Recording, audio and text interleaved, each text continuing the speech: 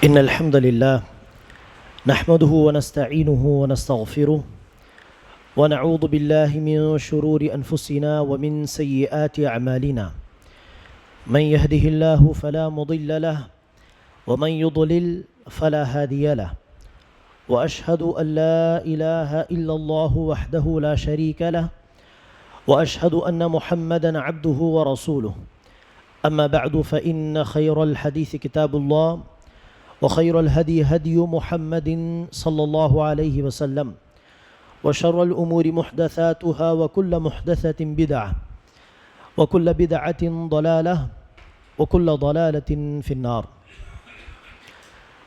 கணித்திற்குரிய சகோதர சகோதரிகளே, இந்த சபையில் எனக்கு வழங்கப்பட்ட தலைப்பு இந்திய சுதந்திர போராட்டத்தில் முஸ்லிம்களுடைய பங்களிப்பு. அன்பானவர்களே, இந்த தலைப்பில் வரக்கூடிய பல விஷயங்களை நாம் ஏன் தெரிந்து கொள்ள வேண்டும், அதை குறித்து நாம் சபைகளில் ஏன் பேச வேண்டும், அதன் கட்டாயம் என்ன என்று கேட்டால் அதற்கு பல முக்கியமான காரணங்களை சொல்லலாம். முதலாவது ஒரு காரணம், நம்முடைய முன்னோர்களின் வரலாறை அறிந்து கொள்வதற்காக. குறிப்பாக நம்முடைய முன்னோர்களுடைய இந்த தியாகங்கள், இந்த மிக சிறப்பான இந்த வரலாறு, அதை மறைக்க ஒரு பக்கம் முயற்சி செய்கிறார்கள். அதை மறைக்க அல்லது மாற்றி சொல்ல முயற்சி செய்யும் பொழுது அந்த உண்மையான வரலாறை பாதுகாப்பது, வாழையடி வாழையாக அடுத்தடுத்த தலைமுறைக்கு அதை அறிவிப்பது, இது நம்முடைய கடமையாகும். ஆக இந்த இந்திய சுதந்திர போராட்டத்தில் நம்முடைய முன்னோர்கள் எவ்வளவு பாடுபட்டார்கள் என்கிற அந்த வரலாறை பாதுகாப்பதற்காகவும், அந்த வரலாறை மூடி மறைக்க அல்லது மாற்ற முயற்சி செய்யும் பொழுது, முஸ்லிம்களுடைய இஸ்லாத்தின் எதிரிகள் முயற்சி செய்யும் பொழுது அந்த முயற்சிக்கு நேர்மாறாக உண்மை வரலாறை பாதுகாக்க வேண்டும் என்கிற அந்த கடமைக்காகவும், அதே போல ஒரு பக்கம் வரலாறை மறைத்து இன்னொரு பக்கம் நினைச்சுகிறார்கள், தற்போது வாழக்கூடிய இந்திய முஸ்லிம்களை குறித்து இவர்களுக்கு தேசப்பற்று என்பது கிடையாது, இவர்கள் ஆன்டி நேஷனலிஸ்ட், இவர்கள் தேசத்திற்கு துரோகம் செய்யக்கூடியவர்கள், துரோகிகள் என்பதாக நினைச்சுகிறார்கள், லேபல் குத்துகிறார்கள். ஆட்சி செய்யக்கூடிய ஒரு பார்ட்டி, அதுதான் இந்தியா மாதிரியும், அந்த பார்ட்டிக்கு எதிராக பேசினால் இந்தியாவுக்கு துரோகம் செய்யக்கூடியவர்கள் என்பது போலும் நினைச்சுகிறார்கள். முஸ்லிம்களை இந்திய மண்ணின் துரோகிகள் என்பதாக லேபல் குத்துகிறார்கள். ஆக இப்படிப்பட்ட சூழ்நிலையில் இதே இந்திய மண்ணுக்காக, இந்த நாட்டின் சுதந்திரத்துக்காக முஸ்லிம் சமுதாய மக்கள் எவ்வளவு தியாகங்கள் செய்திருக்கிறார்கள் என்பதை பிறருக்கு எடுத்து சொல்வதற்காக, பிறருக்கு அதை உணர்த்துவதற்காக நாம் என்ன செய்ய வேண்டும்? அவசியம் இந்த விஷயங்களை குறித்து பேச வேண்டும், இதை நாம் அறிந்து கொள்ள வேண்டும். அந்த அடிப்படையில் அன்பானவர்களே, இந்திய சுதந்திர போராட்டத்தில் முஸ்லிம் சமுதாயத்தின் பங்களிப்பு சம்பந்தமாக சில விஷயங்களை நாம் இன்ஷா அல்லாஹ் அறிந்து கொள்வோம். அதை பார்ப்பதற்கு முன்பாக ஒரு சுதந்திர போராட்டம் சம்பந்தமாக நூல் எழுதிய ஒரு நூல் ஆசிரியர் சொல்கிறார், இந்த போராட்டத்தில் முஸ்லிம் சமுதாய மக்கள் குறிப்பாக தன்னுடைய சதவீதத்தை விட அதிகமாக தியாகங்கள் செய்திருக்கிறார்கள். அதாவது அந்த காலத்தில் பழைய இந்தியா, அதாவது இந்தியா, பாகிஸ்தான் எல்லாம் சேர்ந்து, பங்களாதேஷ் எல்லாம் சேர்ந்து ஒரு பேச்சுக்கு முஸ்லிம்கள் 35% இருந்தார்கள் இந்தியாவுடைய பாப்புலேஷனில் என்று சொன்னால், முஸ்லிம்களை விட சதவீதத்தில் அதிகமாக இருந்த மக்களும் உண்டு, இருக்கிறார்கள். ஆனால் அவர்கள் கூட தராத பங்களிப்பு முஸ்லிம் சமுதாய மக்கள் நிச்சயித்திருக்கிறார்கள். பாப்புலேஷனில் அதிகமாக உள்ள மக்களை விட அதிகமான பங்களிப்பை தந்திருக்கிறார்கள். ஆகவேதான் தன்னுடைய சதவீதத்தை தாண்டி அவர்கள் இந்திய சுதந்திரத்துக்காக வேண்டி தன்னுடைய பங்களிப்பை தந்ததாக முஸ்லிம் அல்லாத மக்களை சாட்சி சொல்கிறார்கள். ஆக அந்த வரலாறை நாம் இன்ஷா அல்லாஹ் சுருக்கமாக பார்க்கலாம். அன்பானவர்களே, நாம் எல்லோரும் அறிவோம், இந்த இந்திய சுதந்திரம் என்பது ஆங்கிலேயர்களுடைய கைப்பிடியை விட்டுதான் பெறப்பட்ட ஒரு சுதந்திரம் இல்லையா? ஆங்கிலேயர்களுடைய அநியாயங்கள், ஆங்கிலேயர்களுடைய அவர்கள் இந்த மண்ணில் வாழக்கூடிய மக்களை அடிமையாக வைத்திருந்த ஒரு சூழ்நிலையில்தான் சுதந்திரத்துக்காக வேண்டி போராட்டங்கள் ஆரம்பித்தன. ஆக இந்த ஆங்கிலேயர்கள் 1600 அவர்கள் செய்தார்கள், பிசினஸ் என்பதாக உள்ளே இந்தியாவில் புகுந்தார்கள். ஈஸ்ட் இந்தியா கம்பெனி என்கிற பெயரில் உள்ளே வந்தார்கள். அதே அநேகமாக அந்த காலத்தில் ஜஹாங்கீருடைய காலகட்டம். அது முகல் சாம்ராஜ்யத்தின் ஜஹாங்கீர் என்கிற அரசருடைய ஆட்சி இருந்த காலகட்டம் அது.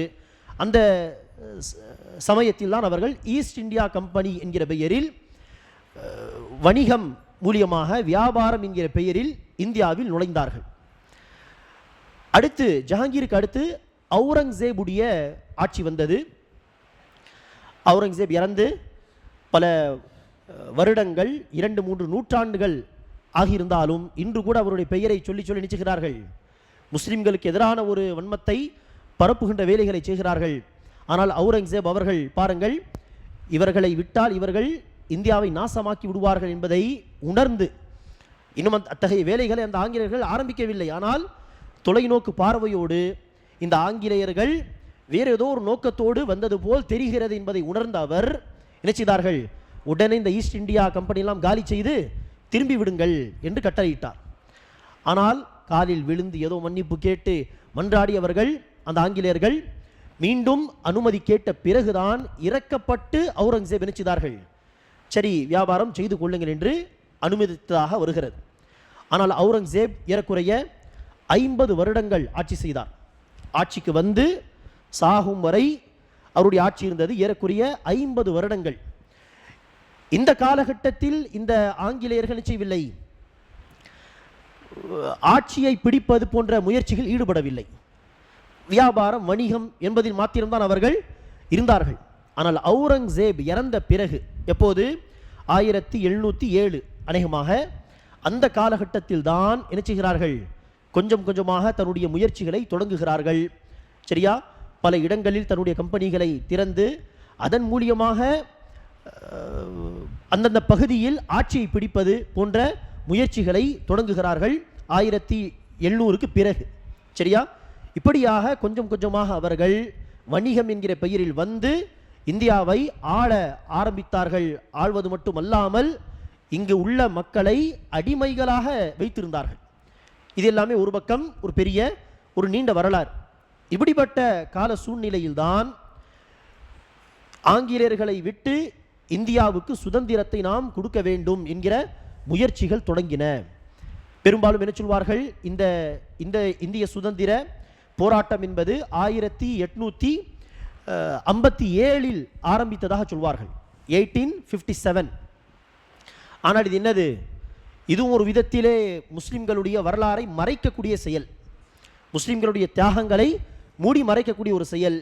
1857 இந்திய சுதந்திர போராட்டத்தின் முயற்சி என்பது ஆரம்பிக்கவில்லை. மாறாக அப்படியே 100 வருடம் அல்லது 117 வருடம் பின்னாடி போக வேண்டும்.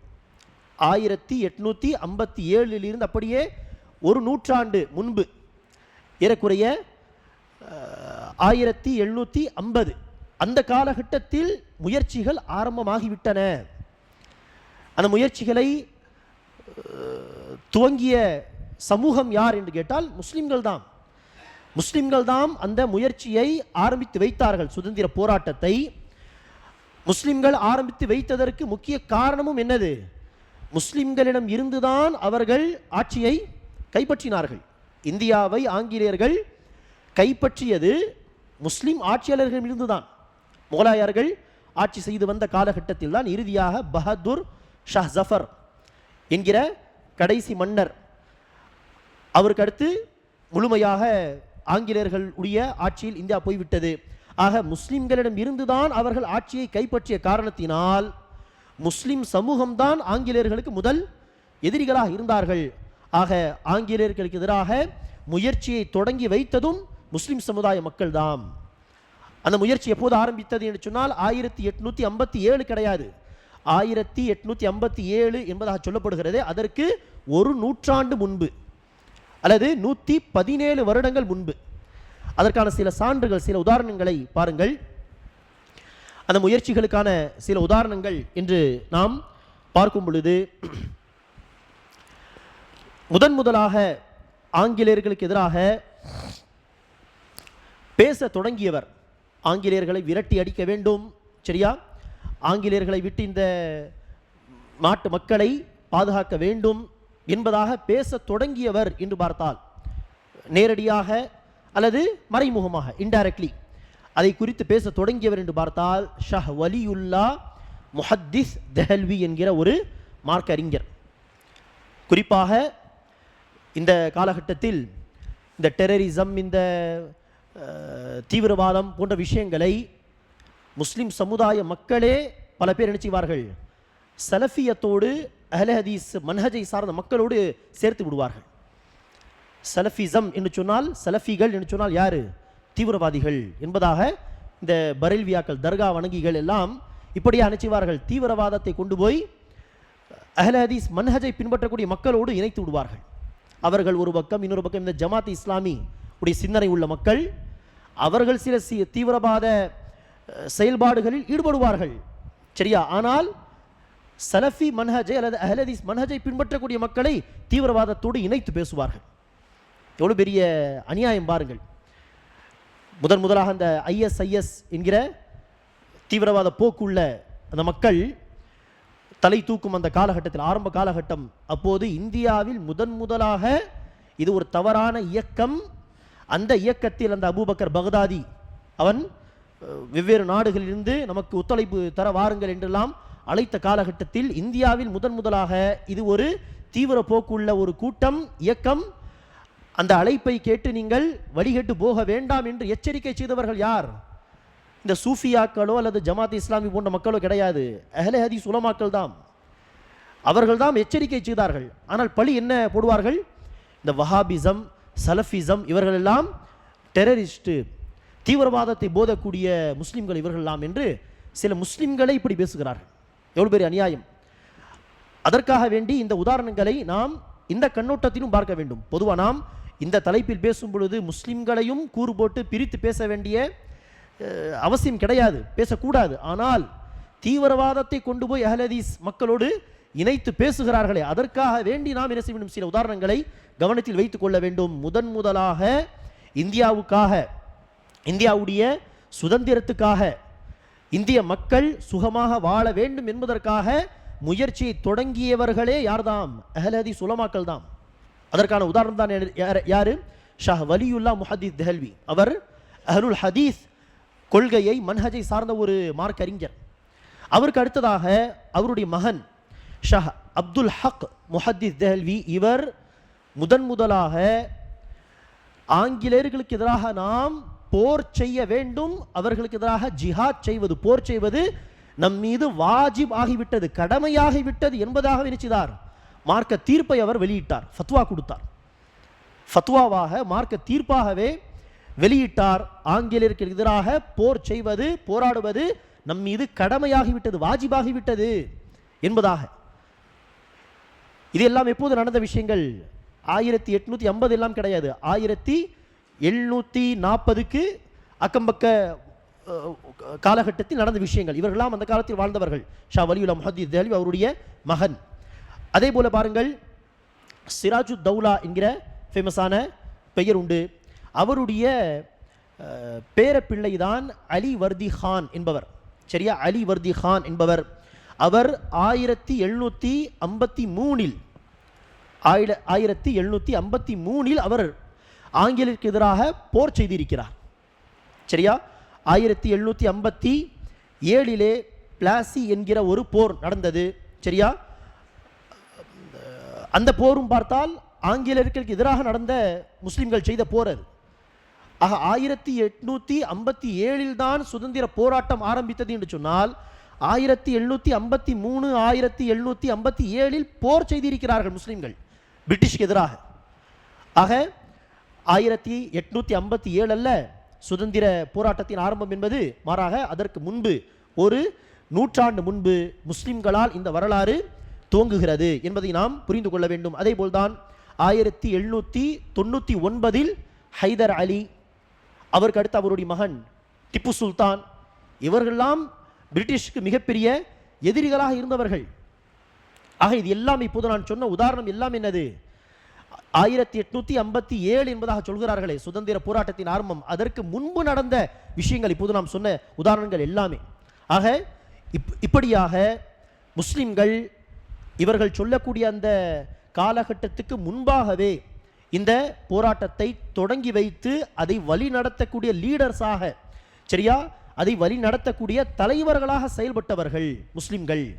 அதே போல்தான் ஒரு உதாரணம், தஹ்ரீகே ஷஹீதைன் என்கிற ஒரு இயக்கம் ஆரம்பிக்கப்பட்டது. அந்த இயக்கத்தின் முக்கியமான லீடர்ஸாக, தலைவர்களாக இருந்தவர்கள்தான் ஷாஹ் வலியுல்லா முஹத்திஸ் தெஹல்வி என்று சொன்னோமே, அவருடைய பேரப்பிள்ளை ஷாஹ் இஸ்மாயில் ஷஹீத். இந்த பெயரும் அஹ்லுல் ஹதீஸ் உலமாக்களில் மிக முக்கியமான ஒரு பெயர். ஷாஹ் இஸ்மாயில் ஷஹீத் மிகப்பெரிய தலை சிறந்த அஹ்லே ஹதீஸ் ஆலிம். இவரோடு இருந்த உலமாக்களுடைய குழு, அவர்களெல்லாம் சேர்ந்த அந்த காலத்தில், குறிப்பாக அந்த நார்த் பகுதியில் அந்த உருது மொழி பேசக்கூடிய உலமாக்களாக இருந்த காரணத்தினால் சவுத் இந்தியாவில் அவர்களால் அதிகம் உழைப்பு செய்ய முடியவில்லை. உழைப்பு செய்ததாக நம்மால் பெரிய அளவில் உதாரணங்கள் பார்க்க இயலாது. சில உலமாக்கள் வந்தார்கள், சரியா. அநேகமாக பஞ்சாபிலிருந்து ஒரு ஆலிம் வந்தார், ஃபகீருல்லா மதராசி என்று சொல்வார்கள். அவர் பஞ்சாபை சார்ந்தவர், ஆனால் இங்கு மதராஸுக்கு வந்து இங்கு உழைப்பு செய்த காரணத்தினால் காலப்போக்கில் அவரை பஞ்சாபி என்று சொல்லாமல் மதராசி என்று சொல்ல ஆரம்பித்து விட்டார்கள். ஃபகீருல்லா மதராஸ், இப்படியெல்லாம் சில உலமாக்கள் இங்கு வந்து தௌஹீதை எடுத்துச் சொல்லக்கூடிய பணிகளை செய்திருக்கிறார்கள், அஹ்லுல் ஹதீஸ் மன்ஹஜை சார்ந்த உலமாக்கள். ஆனால் பெரிய அளவில் இங்கு உழைப்பு செய்யவில்லை. முக்கிய காரணம் அந்த மொழிதான். ஆனால் நார்த் வட மாநிலங்களில் இந்த உலமாக்கள் எல்லாம் பெரிய அளவில் உழைப்புகள் செய்தார்கள். நான் யூபியில் ஒரு ஊருக்கு சென்றேன். அந்த ஊர் பேர் வந்து பரேவா நாராயண்பூர் என்று. அந்த ஊர் முழுவதுமே அஹ்லுல் ஹதீஸ் தான். அந்த ஊரில் அஹ்லுல் ஹதீஸ் அல்லாத பள்ளிவாசலை பார்க்க முடியாது. ஒரு 15 பள்ளிவாசல்கள் இருக்கும் அநேகமாக, ஒரு கிராமம் அல்லது ஒரு ஊர். ஒவ்வொரு வீடும் அஹ்லுல் ஹதீஸ் மக்கள் தான், ஒவ்வொரு பள்ளிவாசலும் அஹ்லுல் ஹதீஸ் பள்ளிவாசல்கள் தான். அந்த ஊர் மக்களிடத்தில் எப்படி இந்த மன்ஹஜை ஒட்டுமொத்த ஊர் மக்களே அதை ஏற்று அதை இந்த காலம் வரை பின்பற்றி வருகிறீர்கள் என்று கேட்டால், அந்த ஊரில் இருக்கக்கூடிய பழைய மக்கள் சொல்கிறார்கள், ஷாஹ் இஸ்மாயில் ஷஹீதுடைய தலைமையில் சில உலமாக்கள் வந்து தான் இந்த ஊரை இணைச்சிதார்கள், ஷிர்கிலிருந்து தர்கா வணக்கத்தில் இருந்த மக்களை மீட்டு தௌஹீதின் பக்கம் கொண்டு வந்தார்கள் என்பதாக சொன்னார்கள். ஆக ஷாஹ் இஸ்மாயில் ஷஹீத் ரஹிமஹுல்லா ஒரு அஹ்லே ஹதீஸ் மன்ஹஜை சார்ந்த ஒரு ஆலிம். அவர் ஒரு பக்கம் தௌஹீதை மக்களுக்கு எடுத்துச் சொல்லக்கூடிய பணிகளையும் செய்தார்கள். அதற்கு ஒரு உதாரணம் பின்னாலும் வருகிறது இன்ஷா அல்லாஹ். அதே போலதான் ஆங்கிலேயர்களுக்கு எதிராக போராட்டத்திலும் அவர்கள் ஈடுபட்டார்கள். ஆக ஒரு பக்கம் ஷா இஸ்மாயில் ஷஹீத், அதே போல சையத் அஹமத் பரேல்வி என்கிற ஒரு நபர்.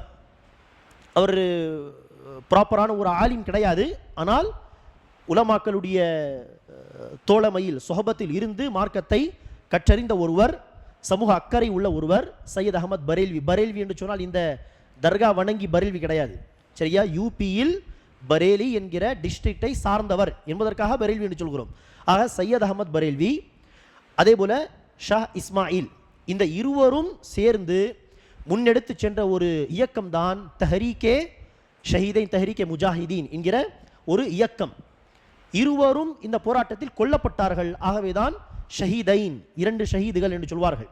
ஆக இவர்கள் முன்னெடுத்து போன அந்த இயக்கம், அவர்களுடைய முயற்சிகள் எல்லாம் பார்த்தால் 1825, இதுவும் பாருங்கள் 1857க்கு முன்பாக நடந்த விஷயம் இதெல்லாமே. 1825 தஹ்ரீகே முஜாஹிதீனுடைய வேலைகள் மிக தீவிரமாக இருந்த ஒரு காலகட்டம். ஆகவேதான் அன்பானவர்களே, அடிப்படையாக நாம் புரிந்து கொள்ள வேண்டிய விஷயம்தான், சுதந்திர போராட்டம் என்பது 1857 ஆரம்பிக்கவில்லை, மாறாக அதற்கும் ஒரு நூற்றாண்டு முன்பு தொடங்கிவிட்டது.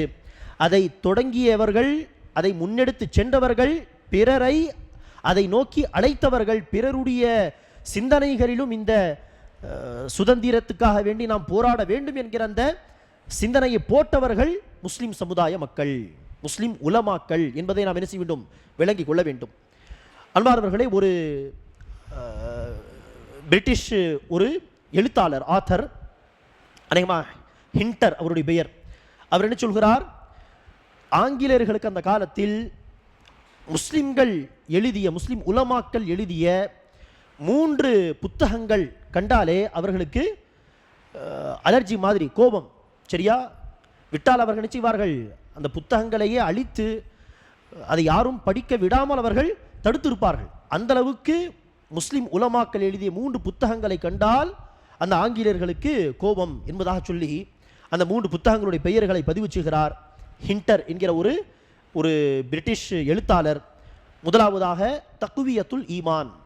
தக்வியத்துல் ஈமான் என்பது இஸ்மாயில் ஷஹீத் என்று சொன்னோமே, அவர் எழுதிய நூல் இது. இது முழுக்க முழுக்க என்னது, தௌஹீத் கொள்கையை பற்றி பேசக்கூடிய நூல். இதை நாம் உம்ராபாதில் படிக்கும் பொழுது 2வது வருடம் அநேகமாக பாடத்திட்டத்தில் நாம் இந்த புத்தகத்தை படித்தோம். இந்த புத்தகம் முழுவதும் என்னது, தர்கா வணக்கம் கூடாது, அதற்கு ஆதாரம் என்ன, யாருக்கும் அல்லாஹ்வை தவிர யாருக்கும் சஜ்தா செய்யக்கூடாது, அதற்கு ஆதாரம் என்ன, தாய் தனியக்கூடாது, அதற்கான ஆதாரம், சகுனம் பார்க்கக்கூடாது, அதற்கான ஆதாரம்,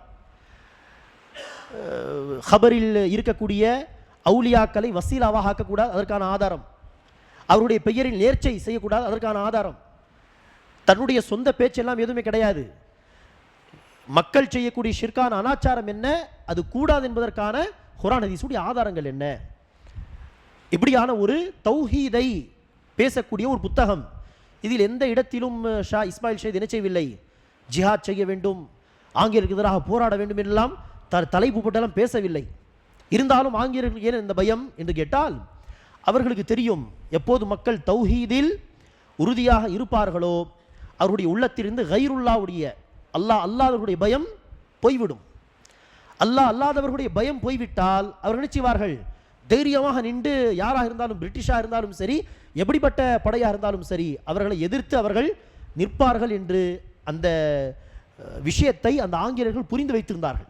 ஆக கொள்கையில் உறுதி கிடைத்து விட்டால் அவர்கள் எப்படிப்பட்ட பிரச்சனையாக இருந்தாலும் எதிர்கொள்ள தயாராகி விடுவார்கள் என்பதை புரிந்து கொண்ட காரணத்தினால் தக்வியத்துல் ஈமான் என்கிற அந்த புத்தகத்தை கண்டால் அவர்களுக்கு பயம். 2வதாக மல்ஃபூசாத் அஹ்மத் சையத் அஹ்மத் பரேல்வி என்று சொன்னோமே, அந்த தஹ்ரீகே முஜாஹிதீனை ஆரம்பித்தவர், அவருடைய புத்தகம் மல்ஃபூசாத் அஹ்மத் என்று.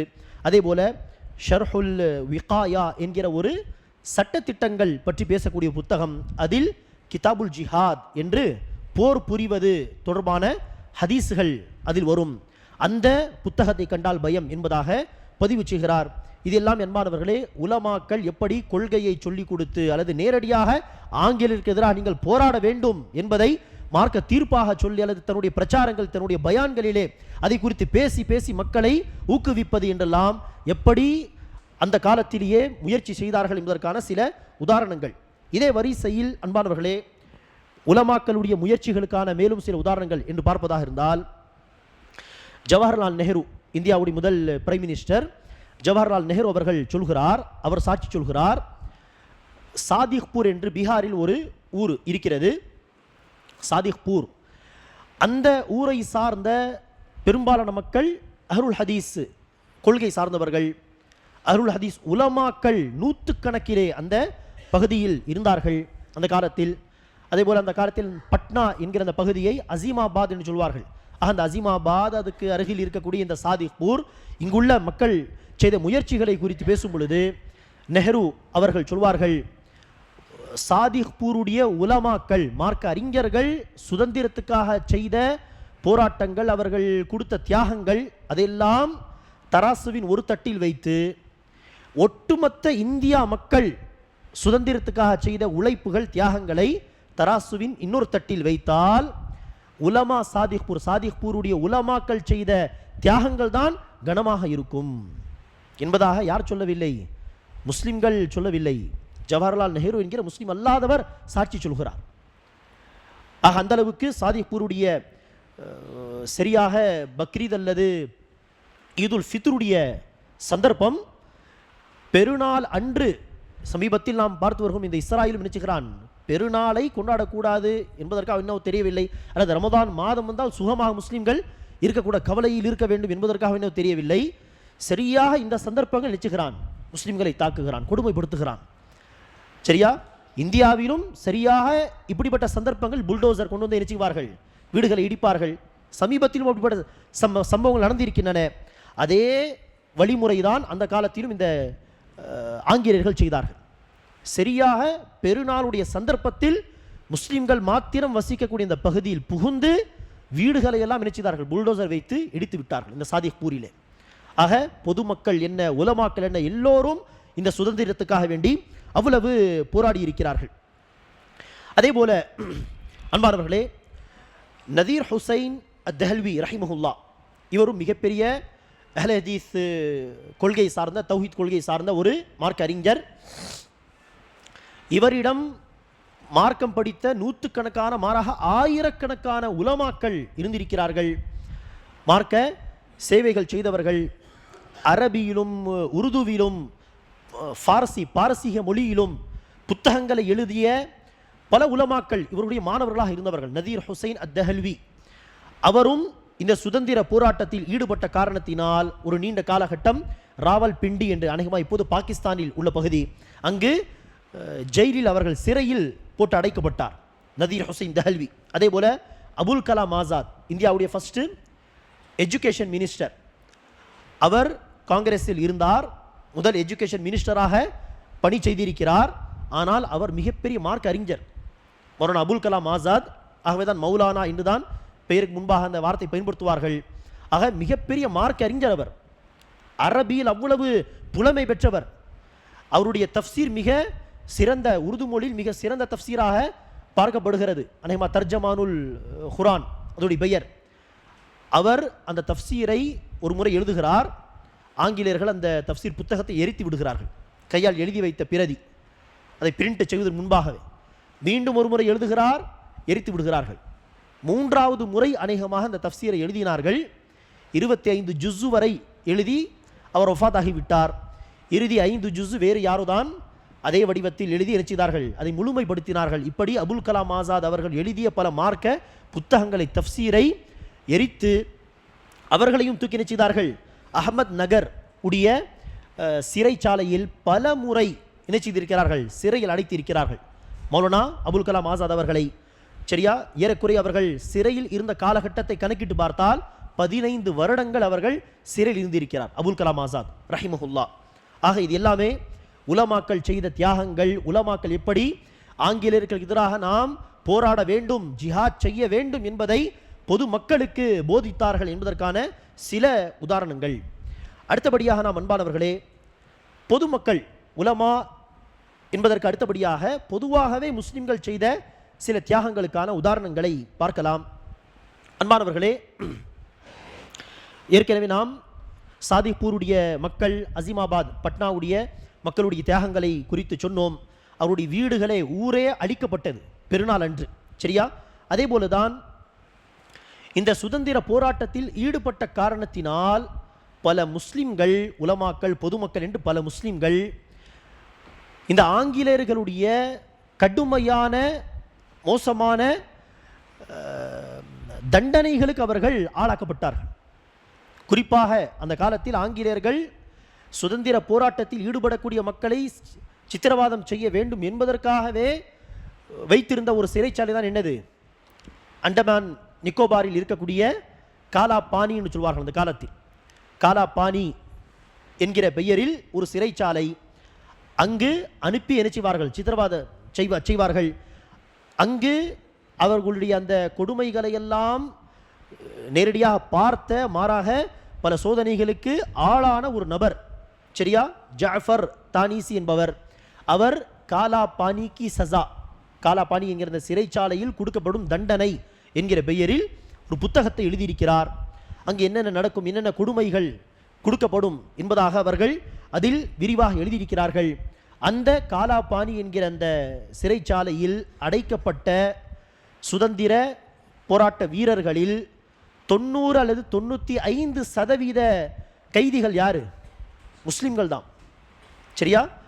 அந்த சிறைச்சாலையில் அடைக்கப்பட்ட சுதந்திர வீரர்களில் 90% மக்கள் முஸ்லிம் சமூகத்தை சார்ந்தவர்கள். 10% மக்கள் தான் யாரு? சீக்கியர்கள் அல்லது கிறிஸ்தவர்கள் என்று மற்ற மதத்தை சார்ந்தவர்கள். 90% சிறைவாசிகள் முஸ்லிம் சமுதாயத்தை சார்ந்தவர்கள் சொன்னால் இதுவே மிகப்பெரிய ஒரு உதாரணம். இந்த சமுதாய மக்கள் எவ்வளவு சுதந்திரத்துக்காக வேண்டி போராடி இருப்பார்கள். ஆக இந்த போராட்டத்தில் ஆங்கிலேயர்களுக்கு முதல் எதிரி, கடைசி எதிரி யார்தான்? முஸ்லிம்கள் தான், மற்ற சமூகத்தாரை காட்டிலும்.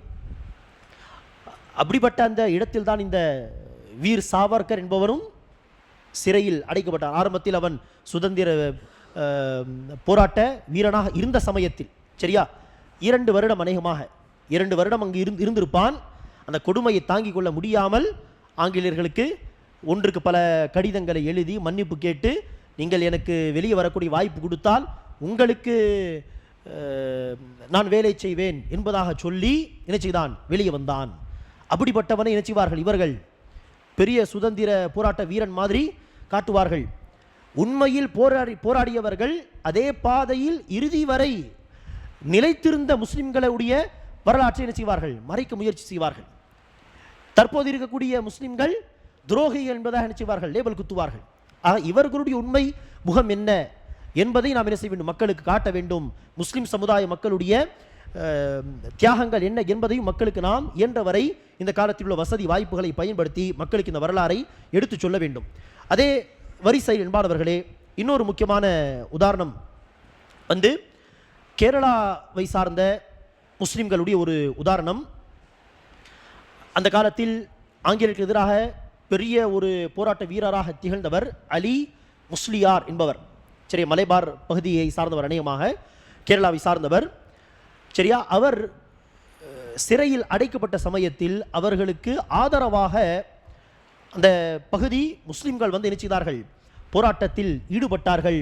அத்தனை பெயரும் கைது செய்து ஒரு நீண்ட காலகட்டம் கொடுமைப்படுத்தி அடுத்து என்ன செய்தார்கள்? ஒரு கட்டத்திலே மெட்ராஸுக்கு, சென்னைக்கு ஹைகோர்ட்டுக்காக வேண்டி தீர்ப்பு சொல்வதற்காக அனுப்பி வைத்தார்கள். எப்படி அனுப்பி வைத்தார்கள் என்று கேட்டால், மலைபார் பகுதியிலிருந்து, கேரளாவிலிருந்து மெட்ராஸுக்கு இந்த கூட்ஸ் ட்ரெயினில், சரியா, உட்கார்ந்து போகக்கூடிய ட்ரெயின் கிடையாது, கூட்ஸ் ட்ரெயினில் அப்படியே ஏதோ லக்கேஜ் ஏற்றுவது போல் ஒரு பெட்டியில் ஒரு 50 பேர் அந்த பெட்டியில் இருக்கலாம் என்று சொன்னால் 150 பேரை அந்த பெட்டியில் நுழைத்து விட்டால் என்னாகும் நிலைமை? யோசித்து பாருங்கள்.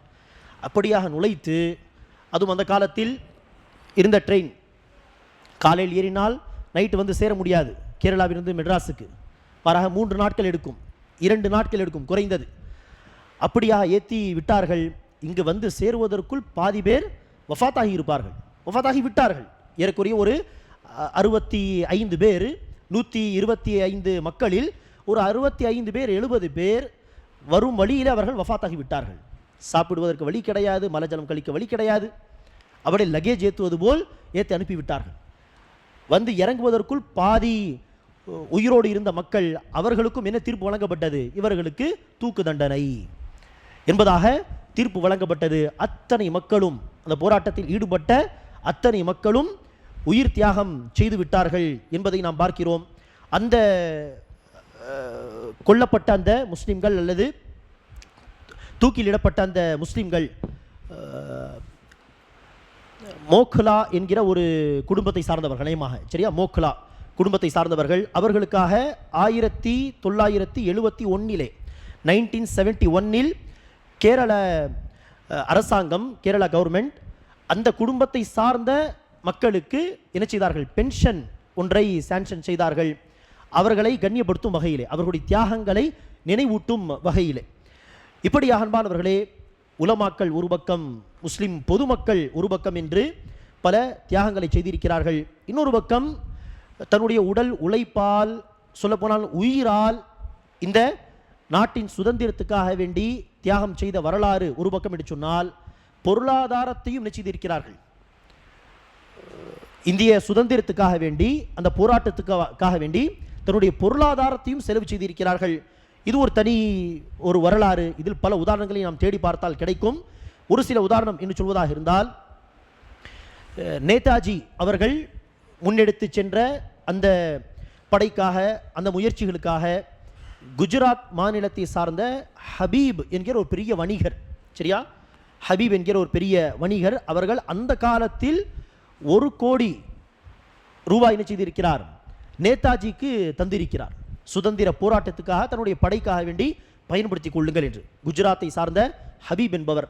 அதே போல ஹைதராபாத்தை சார்ந்த ஒரு நவாப், பெயர் மறக்கடிக்கப்படுகிறது. ஹைதராபாத்தை சார்ந்த ஒரு நவாப் எத்தனையோ கிலோ தங்கம், ஒரு 10-20 கிலோ எல்லாம் கிடையாது, 100 கணக்கிலே தங்கத்தை என்ன செய்திருக்கிறார், அந்த போராட்டத்துக்காக பயன்படுத்திக் கொள்ளுங்கள் என்று அந்த காலத்தில் ஹைதராபாத்தை சார்ந்த ஒரு நவாப் தந்திருக்கிறார். தமிழ்நாட்டில் உள்ள ஒரு உதாரணம் என்று சொல்வதாக இருந்தால், வஉசி அவர்களுக்காக வேண்டி இந்த போராட்டத்தில் பொருளாதார ரீதியாக உதவி செய்யும் வகையிலே திருநெல்வேலி பேட்டையை சார்ந்த முகமது இஸ்மாயில் ராவுத்தர் என்பவர் 1 லட்சம் அல்லது 1 லட்சத்துக்கு மேற்பட்ட ஒரு தொகையை அவர்கள் தந்திருக்கிறார். இப்படி பொருளாதாரத்தை தந்து முயற்சி செய்திருக்கிறார்கள், தன்னுடைய பங்களிப்பை தந்திருக்கிறார்கள் சுதந்திர போராட்டத்தில். அதே போல அன்பானவர்களே, இந்த போராட்டத்தில் முஸ்லிம் கவிஞர்கள் கூட என்ன செய்திருக்கிறார்கள், தன்னுடைய பங்களிப்பை தரும் வகையிலே மக்களை, உலமாக்கள் ஒரு பக்கம் தன்னுடைய பயான்கள், தன்னுடைய புத்தகங்கள் மூலியமாக இந்த போராட்டத்தின் பக்கம் அழைக்கிறார்கள், ஊக்குவிக்கிறார்கள் சொன்னால், கவிஞர்களும் தன்னுடைய வார்த்தைகளால், கவிதையால் என்ன செய்வார்கள், அழகான உபதேசங்களை மக்களுக்கு சொல்லி தூண்டி விடுவார்கள், ஊக்குவிப்பார்கள். அந்த வகையிலே இப்போது பெரும்பாலும் ஏதாவது ஒரு அரசாங்கத்துக்கு எதிராக தன்னுடைய ஹக்கு, தன்னுடைய உரிமைகளை கேட்டு ஒரு போராட்டம் நடத்தப்பட்டால் பெரும்பாலும் பயன்படுத்தக்கூடிய ஒரு வார்த்தை என்னது, பொதுவாக இந்தியாவில் தமிழ்நாட்டு மக்கள் என்று குறிப்பாக சொல்லவில்லை, பொதுவாக என்று சொல்லி பார்த்தால் போராட்டங்கள் அதிகமாக பயன்படுத்தக்கூடிய வார்த்தை என்னது, இன்கிலாப் ஜிந்தாபாத் என்று சொல்வார்கள். இன்கிலாப் ஜிந்தாபாத். இன்கிலாப் என்று சொன்னால் மாற்றம், மாற்றம் ஏற்படட்டும், மாற்றம் வரட்டும் என்று சொல்வது இன்கிலாப் ஜிந்தாபாத். பல மக்கள் இதை பகத்சிங் தான் இந்த வார்த்தையை சொன்னார் என்பதாக சொல்வார்கள். பகத்சிங் பொதுமக்கள் மத்தியில் பொது வெளியில் வந்து அந்த வார்த்தையை சொல்லியிருக்கலாம். ஆனால் பகத்சிங்குக்கு அந்த வார்த்தையை சொல்லிக் கொடுத்தவர் யார், அந்த வார்த்தையை கொடுத்தவர் யார் என்று சொன்னால் ஒரு முஸ்லிம் கவிஞர் ஹஸ்ரத் மோஹானி அநேகமாக, சரியா, முதலாக அவர் தான் நினைச்சுகிறார் இன்கிலாப் ஜிந்தாபாத் என்கிற வார்த்தை பகத்சிங்குக்கு சொல்லித் தருகிறார். அவர் அநேகமாக பொதுவெளியில் வந்து அந்த வார்த்தை சொல்லியிருக்கிறார், இன்கிலாப் ஜிந்தாபாத், மாற்றம் நிகழட்டும் வாருங்கள் என்று மக்களை அழைத்திருக்கலாம். ஆனால் அந்த வார்த்தையை அறிமுகப்படுத்தியவர் யார், சொல்லி கொடுத்தவர் யார் என்று சொன்னால் ஹஸ்ரத் மோஹானி என்கிற ஒரு முஸ்லிம் கவிஞர் தான். ஆக எல்லா தரப்பினர்கள், சரியா, உலமாக்கள், பொதுமக்கள், செல்வந்தர்கள், கவிஞர்கள் என்று எல்லா தரப்பினர்கள் இந்த முஸ்லிம் சமூகத்திலே சேர்ந்து இந்த சுதந்திர போராட்டத்திற்காக வேண்டி உழைப்பு செய்திருக்கிறார்கள். தன்னுடைய தியாகங்களை, உயிர் தியாகம், பொருளாதாரத்தை தியாகம் செய்வது, தன்னுடைய நேரத்தை தியாகம் செய்வது, தன்னுடைய வீடுகளை, தன்னுடைய ஊரை தியாகம் செய்வது என்று எல்லா விதமான குர்பானியை தந்துதான் இத்தனை தியாகங்களை கடந்து இந்த சுதந்திரம் என்பது நமக்கு கிடைத்திருக்கிறது என்று சொன்னால் நாம் என்ன செய்ய வேண்டும், இந்த சுதந்திரம் என்கிற அந்த நியமத், இது மிகப்பெரிய ஒரு நியமத். எனக்கு முன்பாக ஷேக் அவர்கள் பேசினார்கள், இந்த சுதந்திரம் என்பது அல்லாஹ்வுடைய நியமத், அபயமான ஒரு வாழ்க்கை. தினமும் நாம் கண் விழிக்கிறோம், எதிரிகளுடைய அச்சம் ஏதும் கிடையாது, தன்னுடைய வேலைகளை செய்கிறோம், இபாதத் செய்கிறோம், குடும்பத்தை நடத்துகிறோம், சுகமாக தூங்குகிறோம், அடுத்து சுகமாக மீண்டும் எழுந்து தன்னுடைய வேலைகளை செய்கிறோம் என்று சொன்னால் இதுவே அல்லாஹ்வுடைய மிகப்பெரிய நியமத். இதை தாண்டி பெரிய ஒரு நியமத் அல்லாஹ் நமக்கு கொடுத்தாலும் சரி, கொடுக்காவிட்டாலும் சரி, அல்லாஹ்வுடைய மிகப்பெரிய நியமத் இது, அபயம் உள்ள ஒரு வாழ்க்கை.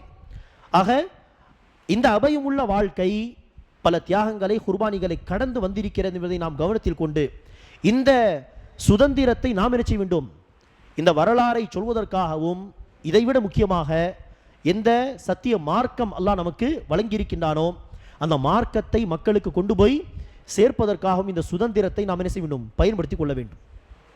அடுத்து வரக்கூடிய காலங்கள் எப்படி இருக்கும், எப்படி நிலைமைகள் மாறும், முந்தைய காலத்தை விட அடுத்து வரக்கூடிய நிலைகள் சிறந்ததாக இருக்குமா அல்லது ஒரு காலம் வரை இன்னும் மோசமாக மாறுமா, நம்மால் ஒன்றும் சொல்ல இயலாது. ஆக நாம் என்ன செய்ய வேண்டும், சுதந்திரம் இருக்கும் காலம் நாம் இதை பயன்படுத்தி கொண்டு மார்க்கத்தை எடுத்துரைப்பதற்காக, சத்திய மார்க்கத்தை முஸ்லிம் அல்லாத மக்களுக்கு அறிமுகப்படுத்துவதற்காக நாம் அதிகம் பிரச்சாரம் செய்ய வேண்டும், அதற்கான உழைப்புகளில் நாம் ஈடுபட வேண்டும்.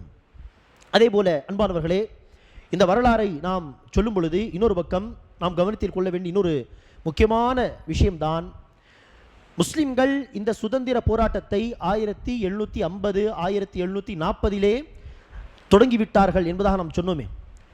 இந்த சுதந்திர போராட்டம் ஆரம்பித்து இவர்கள் என்ன காலம் சொல்கிறார்களோ 1850 57 என்று, அந்த காலம் வருவதற்கு முன்பாகவே இந்தியாவுக்கு சுதந்திரம் கிடைத்திருக்கும் ஒரு விதத்தில் பார்த்தால்.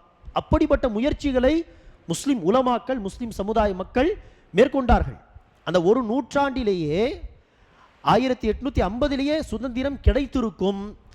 முஸ்லிம் சமுதாயத்தில் சில முனாஃபிகீன்கள் இல்லாமல் இருந்திருந்தால், முஸ்லிம் சமூகத்திலே சில முனாஃபிகீன்கள், முனாஃபிக்தனமாக நடந்து கொண்ட சில மக்கள் இல்லாமல் இருந்திருந்தால், அந்த முதல் நூற்றாண்டிலேயே சுதந்திரமே கிடைத்திருக்கும். மற்ற சமுதாய மக்கள் இந்த போராட்டத்தில் முஸ்லிம்களோடு சேர்வதற்கு முன்பாகவே முஸ்லிம் சமுதாய மக்களே பியூரில் இணைச்சிருப்பார்கள்.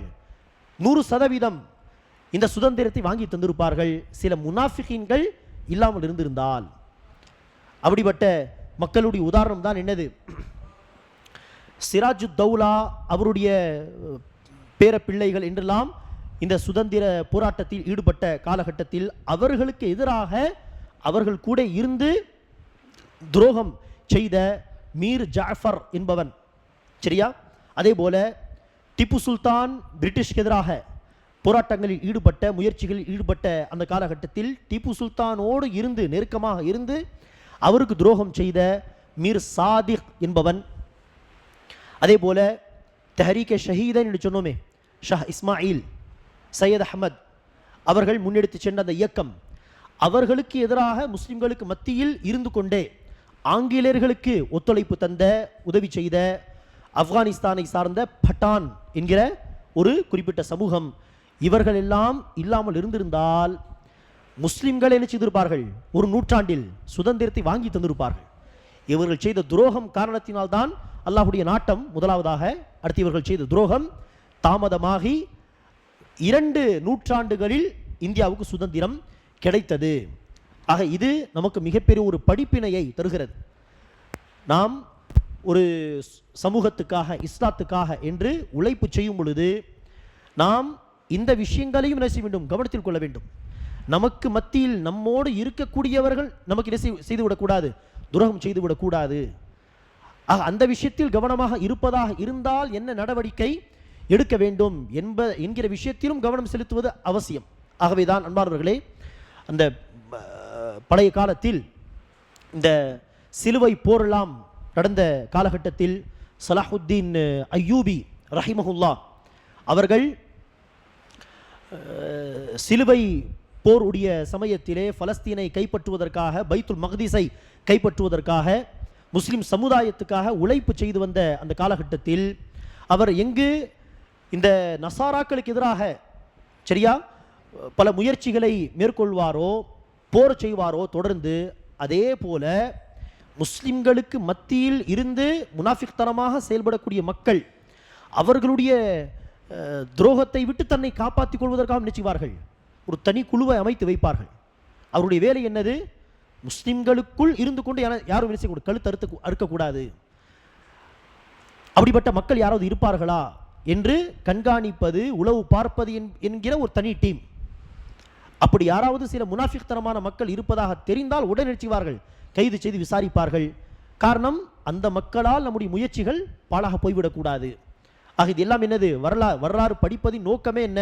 அல்லாஹ் சுப்ஹானஹு வ தஆலா குர்ஆனில் சொல்வான், வரலாறை அறிவித்த பிறகு இந்த வரலாறில் உங்களுக்காக படிப்பினைகள் இருக்கிறது.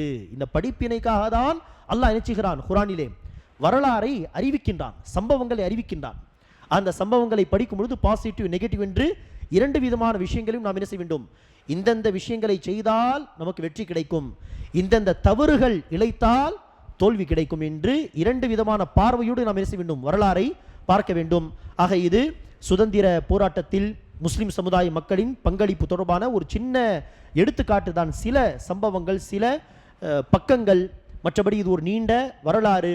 இது தொடர்பாக நமக்கு தெரிந்த மொழியில், ஆங்கிலம் தெரிந்தால் ஆங்கிலம், தமிழ் மொழி தெரிந்தால் தமிழ் என்று, உருது தெரிந்தால் உருது என்று அந்தந்த மொழியில் புத்தகங்கள் இருக்கிறதா என்பதை தேடி பார்த்து நாம் என்ன செய்யலாம், புத்தகங்களை வாசிக்கலாம். புத்தகங்கள் படித்து இன்னும் பல தகவல்களை நம்மால் இன்ஷா அல்லாஹ் அறிந்து கொள்ள முடியும்.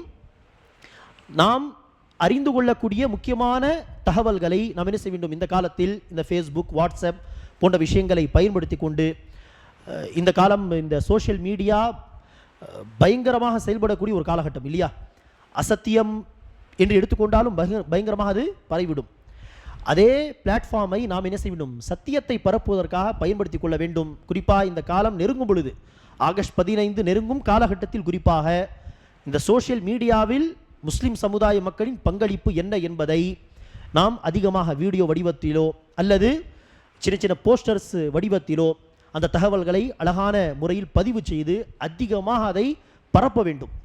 முஸ்லிம் சமுதாய மக்களும் அதை அறிந்து கொள்ள வேண்டும். முஸ்லிம் அல்லாத மக்களும் அதை படித்து என்ன செய்ய வேண்டும், முடிந்தால் ரெஃபரன்ஸோடு அந்த தகவல்களை போடும் பொழுது தேடி அது எந்த புத்தகத்தில் இருக்கிறது அந்த தகவல் என்று முடிந்தால் அந்த ரெஃபரன்ஸோடு அந்த தகவலை நாம் பதிவு செய்து இயன்றவரை இந்த சோஷியல் மீடியாவை பயன்படுத்தி இந்த தகவல்களை நாம் பரப்ப முயற்சிக்க வேண்டும். அல்லாஹ் சுப்ஹானஹு வ தஆலா நம் அனைவருக்கும் இந்த நாட்டிலே எந்த அபயமுள்ள வாழ்க்கை இந்த மக்களுக்கு கிடைக்க வேண்டும் என்று நம்முடைய முன்னோர்கள் இவ்வளவு தியாகங்களை செய்தார்களோ அந்த அபயமான வாழ்க்கையெல்லாம் நீட்டித்து அல்லாஹ் நமக்கு தருவானாக. இந்த அபயமான சுதந்திரமான இந்த வாழ்க்கையை பயன்படுத்தி கொண்டு அல்லாஹ்வுக்கு செய்ய வேண்டிய கடமைகள், சமூகத்துக்கு செய்ய வேண்டிய கடமைகள் என்று அந்த கடமைகளை சிறப்பாக ஆற்றக்கூடிய பாக்கியத்தை அல்லாஹ் நமக்கு தருவானாக. இந்த சுதந்திரத்தை பயன்படுத்தி கொண்டு இந்த சத்திய மார்க்கத்தின் பால் மக்களை, முஸ்லிம் அல்லாத மக்களை அதிகம் அழைக்கக்கூடிய அந்த அழைப்பு பணியை அதிகமாக தீவிரமாக வீரியமாக செய்யக்கூடிய பாக்கியத்தை அல்லாஹ் நமக்கு தருவானாக. ஆமீன். வாஹிரு தஅவானா அல்ஹம்துலில்லாஹி ரப்பில் ஆலமீன்.